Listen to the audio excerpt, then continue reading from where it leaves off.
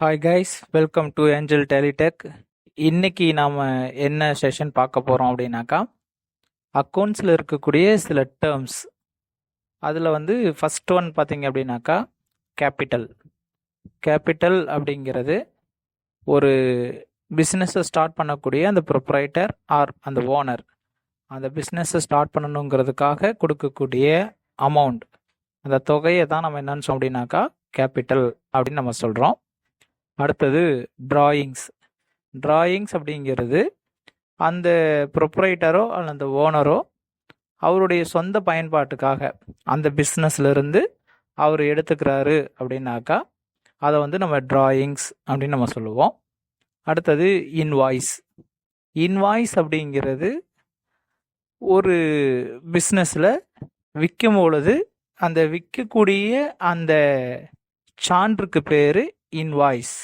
இந்த இன்வாய்ஸில் என்ன இருக்கும் அப்படின்னாக்கா அந்த பொருளினுடைய விலை, அந்த பொருளுக்கான தள்ளுபடி, அந்த பொருளுக்கான வரிகள் என்ன, இந்த தகவல்லாம் அதில் இருக்கும். இதை நம்ம பில் அப்படின்னு கூட நம்ம சொல்லுவோம்.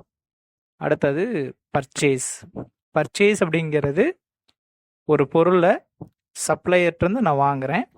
அது என்ன பர்பஸ்க்காக வாங்குகிறேன் அப்படின்னாக்கா த மோட்டிவேஷன் ஆஃப் செல்லிங், விற்கணும் அப்படிங்கிற ஒரு பர்பஸ்க்காக நான் வாங்கினேன் அப்படின்னாக்கா அதை நம்ம பர்ச்சேஸ் அப்படின்னு நம்ம சொல்லுவோம்.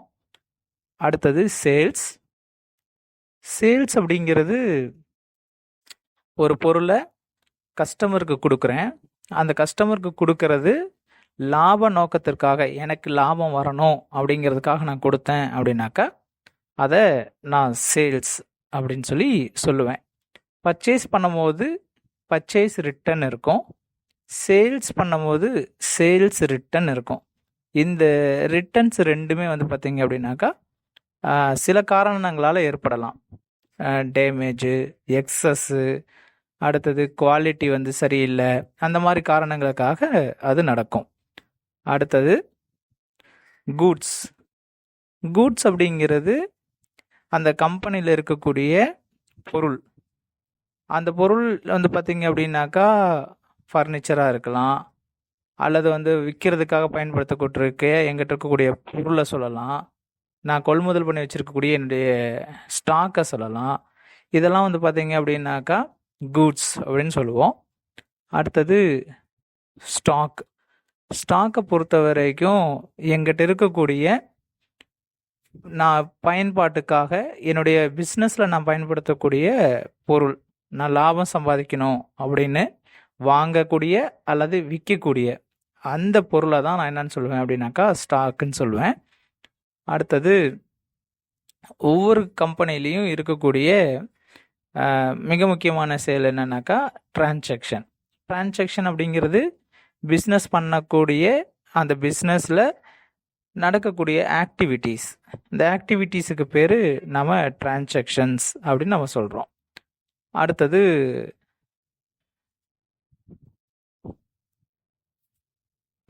டெப்டார். டெப்டார் அப்படிங்கிறது ஒரு நபர் பணமாவோ பொருளாவோ நம்மக்கிட்ட வாங்கிட்டு அதை நான் உடனே தராமல் நான் எதிர்காலத்தில் தரேன் அப்படின்னு சொல்கிறார் இல்லையா, அவரை தான் நான் என்னன்னு சொல்லுவேன் அப்படின்னாக்கா டெப்டார்ஸ் அப்படின்னு நம்ம சொல்லுவோம்.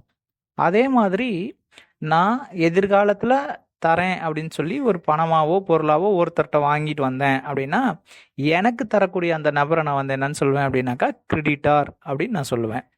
அடுத்தது எக்ஸ்பென்சஸ். பிஸ்னஸினுடைய வளர்ச்சிக்காக செய்யக்கூடிய எல்லா விதமான நடவடிக்கையும் நான் என்னன்னு சொல்லுவேன் அப்படின்னாக்கா எக்ஸ்பென்சஸ் அப்படின்னு சொல்லுவேன். நான் எக்ஸ்பென்சஸ் பண்ணினது மூலிமா எனக்கு கிடைக்கக்கூடிய அந்த தொகையை நான் என்னன்னு சொல்லுவேன் அப்படின்னாக்கா இன்வெஸ்ட்மெண்ட் அப்படின்னு சொல்லுவேன்.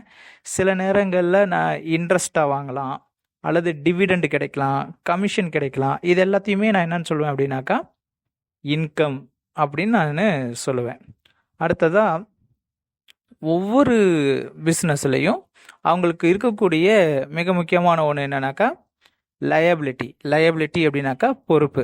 கடன் வாங்கி தொழில் தொடங்கியிருந்தாங்க அப்படின்னாக்கா, அல்லது கடனுக்கு பொருள் வாங்கியிருந்தாங்க அப்படின்னாக்கா திருப்பி அதை செலுத்தப்பட வேண்டிய ஒரு பொறுப்பு. அப்போது அந்த லயபிள் அப்படிங்கிறது ரொம்ப முக்கியம். அதே மாதிரி ஒவ்வொரு பிஸ்னஸ்லேயும் கண்டிப்பாக அவங்களுக்குன்னு ஓனாக இருக்கக்கூடிய மணியோ அல்லது ஃபிசிக்கலாக இருக்கக்கூடிய திங்ஸோ இருக்கும். இதை நாம் என்னன்னு சொல்லுவோம் அப்படின்னாக்கா அசட் அப்படின்னு நம்ம சொல்லுவோம். இந்த அக்கௌண்டிங் டேர்ம்ஸ் இவ்வளோதானா அப்படின்னு கேட்டால் இல்லை, இன்னும் நிறைய இருக்குது. அது உங்களுக்கு ஒவ்வொரு தடவை நம்ம யூஸ் பண்ணும்போது அங்கங்கே அதுக்கான விளக்கம் என்னன்னு அங்கே சொல்லி கொடுக்குறேன். இப்போதைக்கு நீங்கள் பேசிக்காக தெரிஞ்சு வச்சுருக்க வேண்டியது இதெல்லாம். இதில்